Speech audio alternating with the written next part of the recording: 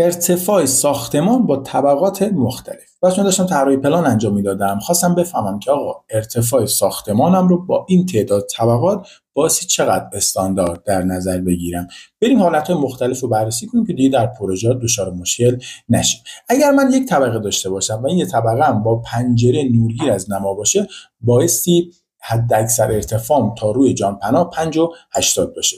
حالا اگر این یک طبقه بدون پنجره نورگیر از نما باشه، ارتفاعش به 4 و 90 میرسه. حالا اگر من دو طبقه داشته باشم و پنجره نورگیر از نما داشته باشم، ارتفاعم بایستی 9 متر باشه. حالا اگر بدون پنجره از نورگیر از نما باشه، 8 متر و 10 سانتی متر. حالا اگر من سه طبقه داشته باشم و سه طبقه هم نورگیر از نما من داشته باشم، بایستی حداکثر 12 و 20 سانتی متر ارتفاع داشته باشم. حالا اگر این سه تا طبقه من پنجره نورگیر از نما نداشته باشن، میتونه 11 و نیم ارتفاع داشته باشه. حالا اگر 4 طبقه داشته باشم و باز هم پنجره نورگیر از نما داشته باشم، ارتفاعم حداکثر تا 15 و 40 میتونه بره بالا. و اگر 4 طبقه داشته باشم و پنجره نورگیر از نما نباشه، ارتفاعم حداکثر 14 و 50 سانتی